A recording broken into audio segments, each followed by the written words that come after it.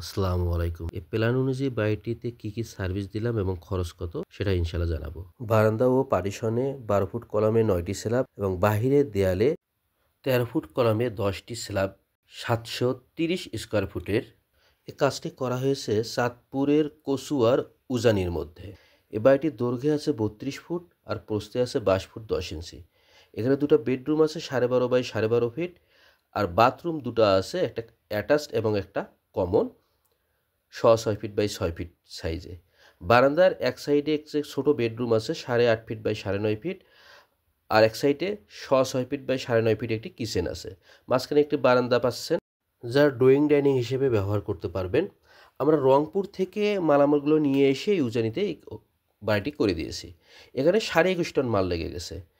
যদি ১০ থেকে ১১ টন মাল বহন করতে পারে এমন দুটো ট্রাকের মালামাল হলেই এ বাড়িটি করা যাবে। আমাদের এই স্ল্যাবগুলো তৈরি করা হয় পাথর, রড, বালি, সিমেন্ট দিয়ে। এই স্ল্যাবগুলো দৈর্ঘ্যে ৬ ফিট, প্রস্থে ১ ফিট এবং পুরুত্ব প্রায় ২ ইঞ্চি এবং এই কলামগুলো দেওয়া হচ্ছে প্রায় ৬ ইঞ্চি বাই ৬ ইঞ্চি। সর্বোচ্চ ১৩ ফুট হাইটের আমরা কলাম দিতে পারি। মাটি থেকে ঘরের উচ্চতা ১০.৫ থেকে ১১ ফিট পর্যন্ত করে দেওয়া সম্ভব হয়। ঘরকে যদি ১০.৫ বা ১১-র চেয়েও উঁচু করতে চাই, অর্থাৎ ১২, ১২.৫ পর্যন্ত, তাহলে নিচে আলাদাভাবে ইট গেঁথে নিতে হবে। তাহলে আমরা ১২, ১২.৫ পর্যন্ত উচ্চতা দিতে পারবো। এই কলামগুলো দাঁড় করানোর পরে আমরা মাটি কলামের গোড়ায় দিয়ে একটু দুরমুস করে গোড়ায় একটা ঢালাই দিয়ে দেই, যে ঢালাইটা দৈর্ঘ্য প্রস্থে ১৫-১৬ ইঞ্চি আর পুরুত্ব থাকে ৪-৫ ইঞ্চি। কলামের গ্রুপগুলো পরিষ্কার করে নেওয়ার পরে আমরা বালি এবং সিমেন্টের একটি মিশ্রণ ঠিক ইট যেভাবে গাঁথে এভাবে স্ল্যাবের উপরে দিয়ে একটা স্ল্যাবের উপরে আর একটা স্ল্যাব বসিয়ে দেয়ালটাকে গেঁথে দিই। এই স্ল্যাবগুলো আসলে বিভিন্ন সাইজে প্রয়োজন অনুযায়ী কেটে নেওয়া যায়।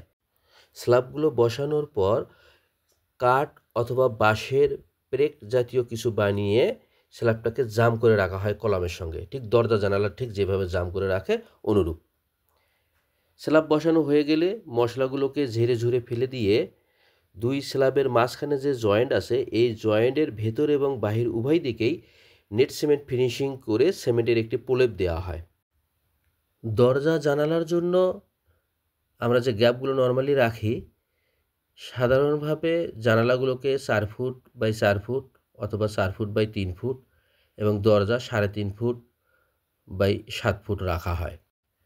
এ ঘরে কোনো গ্রেড বিম বা লিন্টেল প্রয়োজন হয় না।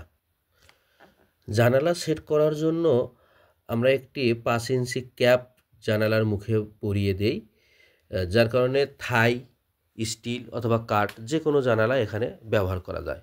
এই দেয়ালগুলোতে প্লাস্টার করা যায়, টাইলস বসানো যায়, রং করা যায়, অর্থাৎ ইটের ঘরে বা বিল্ডিংয়ে যা করা যাবে এটার ক্ষেত্রে ঠিক অনুরূপ কাজেই করা যাবে। শুধু ইলেকট্রিক ওয়্যারিং এবং স্যানিটারি আইটেমের ক্ষেত্রে কনসিল ওয়্যারিং বা গ্রুপ ওয়্যারিংটা করা যায় না, যেহেতু স্ল্যাবের থিকনেস ২ ইঞ্চি, যার কারণে সারফেস ওয়্যারিং করতে হয়, অর্থাৎ চ্যানেল অথবা পাইপ দিয়ে এই ওয়্যারিংটা করা হয়। এ ঘরগুলো শুধু টিন শেডের জন্য। টিন শেডের নিচে প্লাস্টিক বা জিপসাম যে কোনো ফলছাদ এখানে ব্যবহার করা যাবে। এ বাড়িগুলোতে ছাদ ঢালাই করা যাবে না, তবে ৩-৪ ফিট বা ৫ ফিট টাইপের যদি কোনো বাথরুম হয় তার উপরে ঢালাই করে পানির ট্যাঙ্ক রাখা সম্ভব হবে। সেক্ষেত্রে সেই বাথরুমের দেয়ালের নিচে আলাদাভাবে ১০-১৫ ইঞ্চি একটি ব্রিক ওয়াল অথবা সিসি ঢালাই করে নিতে হবে। এখন এর বিলের ব্যাপারে বলি। এখানে শুধু দেয়াল নির্মাণের খরচটা আমি বলবো। আমাদের প্রিকাস্ট ওয়াল, কলাম এগুলা সহ, গাড়ি ভাড়া সহ এবং দেয়ালটা ওখানে গিয়ে উজানিতে গিয়ে সিটিং করা পর্যন্ত আমাদের এখানে বিল আসছে ২,৫০,০০০ টাকা। এই ২,৫০,০০০-এর মধ্যে আমাদের প্রিকাস্ট ওয়াল আছে, কলাম আছে, বালি, খোয়া, সিমেন্ট যা লাগবে সব এবং গাড়ি ভাড়া সহ, অর্থাৎ ডিস্ট্রিক্ট ট্রাক যে পর্যন্ত যাবে গাড়ি ভাড়াটা ওই পর্যন্ত। এর বাইরে যদি কোনো রিক্যারিং বা হেড ক্যারিং যদি প্রয়োজন হয় ওই খরচটা আলাদা হবে।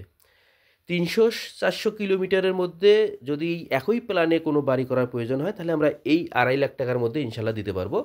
আর দূরত্ব যদি আরও কমে আসে, অর্থাৎ ৩০০-র নিচে ২৫০, ২০০, ১৫০ এরকম দূরত্বের মধ্যে যদি হয় আমাদের রংপুর শরিবাড়ি থেকে, সেক্ষেত্রে গাড়ি ভাড়ার কারণে কিছুটা বিল কমে আসবে।